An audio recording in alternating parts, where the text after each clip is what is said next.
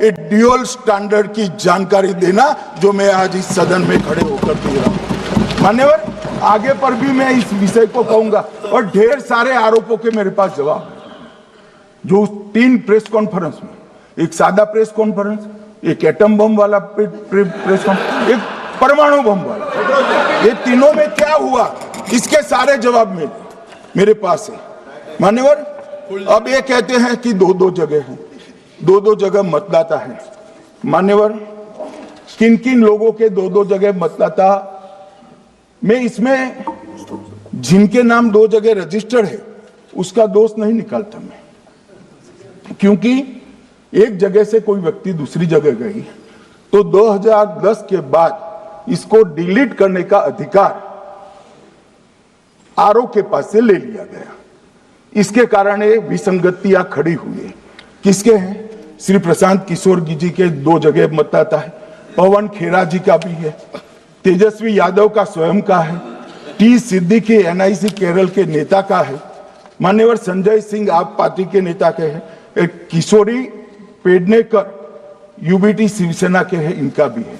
मान्यवर, सामान्य गलतियां हैं, क्योंकि एक नियम आ गया, जिसका जब वोट काटने का जिसका अधिकार है उसको रोक लिया गया, तो आरओ वोट काट नहीं सकता था, इसलिए 2 जगह रह गए। अब वो ही एक गहन पुनर्निरीक्षण से सुधरना है, मगर आप गहन पुनर्निरीक्षण को वोट चोरी कह रहे हो। मान्यवर, वोट चोरी किसको कहते हैं वो मैं बताना चाहता हूं, और हमारे यहां कुछ परिवार ऐसे हैं जो पुश्तैनी वोट चोरी करते हैं। अच्छा, बोलिए आप। हाँ, बोले आप, बोले। हाँ, बोले आप, बोले। स्पीकर सर, मेरा कल एक सवाल था, जो हिंदुस्तान के इतिहास में पहली बार डिसीजन लिया गया कि इलेक्शन कमिश्नर्स को फुल, हाँ, नहीं, फुल इम्यूनिटी दी जाएगी। ठीक है, ये है ना, इसका जवाब इसका पीछ में खत्म नहीं किया सर। इसके पीछे जो थिंकिंग थी वो हमें सबसे पहले बताएं। ठीक है। दूसरी बात, नहीं, हरियाणा की जहां इन्होंने बात की, इन्होंने एक उदाहरण लिया, वहां पर अनेक उदाहरण हैं। वो भी आपने दिया था ना, 19 वो भी आपने दिया था, इसलिए वो भी 19 लाख वहां पे फेक लोग, वो उदाहरण आपने दिया था, इसलिए उसका जवाब दिया। और ये भी हमें बता दीजिए, actually let us have a debate on my press conference. Let us go, let us have very good idea, let us have a debate on the press conferences. Amit Shah ji, I challenge you to have a debate on the 3 press conferences. Please. ठीक है, बैठ जाइए, बैठ जाइए। मान्य, please मान्य, आपने बात की थी, प्लीज। ये डिबेट ही तो चल रही है। उत्तर प्रदेश में और हरियाणा में दोनों चुनाव में वोट कैसे दे रहे हैं? प्लीज, ये भी जवाब दे दीजिए। माननीय गृह मंत्री जी। मान्यवर, पहली बात मैं स्पष्ट करना चाहता हूं, मैं 30 साल से विधानसभा और संसद में जनप्रतिनिधि के रूप में चुनकर आता हूं। मुझे लंबा अनुभव है संसदीय प्रणाली का। विपक्ष के नेता महोदय कहते हैं कि पहले मेरी बात का आप जवाब दीजिए, मैं सुनना चाहता हूं। आपकी मुनसफी से संसद नहीं चलेगी, मेरे आप बोलने का क्रम मैं तय करूंगा, इस तरह से नहीं चलेगी संसद। मान्यवर, उनको धैर्य रखना चाहिए, मेरा जवाब सुनने का। इनकी एक एक बात का जवाब मैं दूंगा, मगर मेरे भाषण का क्रम वो तय नहीं कर सकते, मैं करूंगा, क्योंकि मैं बोल रहा हूं।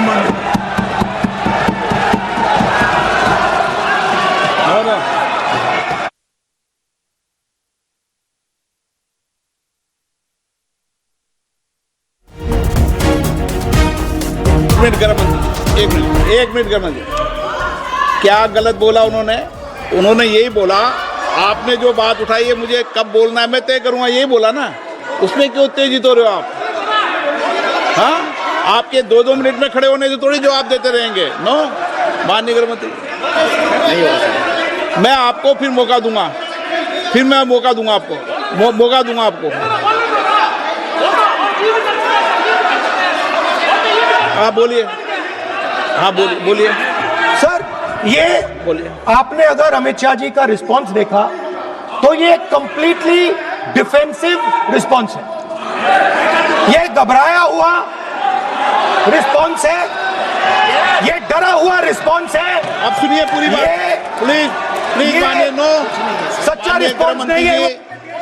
माननीय गृह मंत्री जी,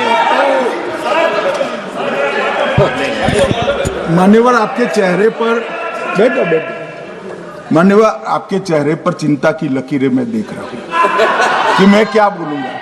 मैं उनके उकसावे में नहीं आऊंगा, मैं मेरे विषय पर बोलूंगा। मान्यवर, मैंने इतना ही कहा कि मैं मेरे भाषण का क्रम मैं तय करूंगा। मेरे भाषण का पहले क्या बोलना, बाद में क्या बोलना, मैं तय करूंगा। और मैं मानता हूं कि हर एक वक्ता का ये अधिकार है, उनका भी है, मेरा भी है। कल वो बोल रहे तो हम ऐसा थोड़ी ना बोले आप झूठ क्यों बोल रहे हो, हम नहीं बोले, नहीं बोल सकते साहब। वो माननीय विपक्ष के नेता है, वो बोल सकते अपना भाषण मान्यवर। और मैंने तो ये भी कहा, मेरा पूरा भाषण छूट कर कुछ बच जाता है तो आप पूछिएगा, मैं जवाब दूंगा। मगर अब धैर्य भी चाहिए और सुनना भी चाहिए, दोनों चीजें करनी पड़ती है। मान्यवर, वोट चोरी का कोहराम बचा। मैं वोट चोरी किसको कहते हैं वो बताना चाहता हूं। वोट चोरी के 3 आयाम हैं। एक तो मतदाता नहीं है, मतलब योग्यता नहीं है, और आप वोटर बन जाते हो तो वोट चोरी माना जाएगा। दूसरा, आप गलत प्रकार से चुनाव जीतते हो तो वोट चोरी माना जाएगा। और तीसरा, जनादेश को डिफाई करते हो, मतलब वोट के विपरीत आप कोई पद प्राप्त कर लेते हो तो भी एक प्रकार से वोट चोरी होता है। अरे सुनो ना, क्यों जल्दबाजी करते हो मानिकम, क्यों? अब मैं 3 वोट चोरी की घटनाएं बताना चाहता हूं। सबसे पहली घटना हुई, आजादी के बाद देश का प्रधानमंत्री तय करना था। तय कौन करना था? तो उस वक्त के जितने प्रांत थे, इसके कांग्रेस के अध्यक्षों ने, उनके एक एक वोट से तय होना था। अब 28 वोट श्री सरदार पटेल को मिले और 2 वोट जवाहरलाल नेहरू जी को मिले।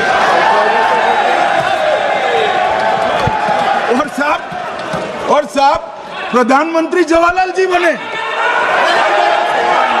मान्यवर,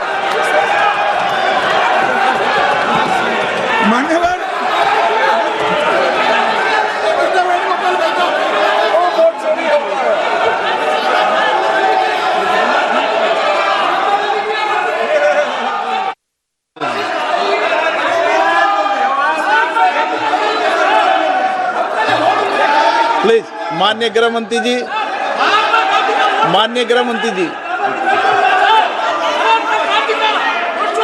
प्लीज।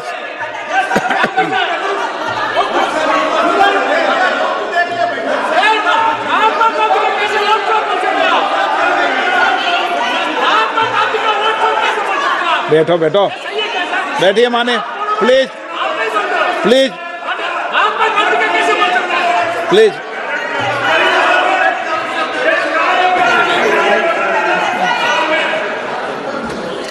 मान्यवर, दूसरी, प्लीज बैठिए बैठिए माननीय सदस्य, प्लीज, हर बार नहीं उठते, बैठिए। मान्यवर, दूसरे प्रकार की वोट चोरी, अनैतिक तरीके से चुनाव जीते, ऐसी वोट चोरी भी भूतकाल में एक बार हुई थी। श्रीमती इंदिरा गांधी रायबरेली से चुनी गई,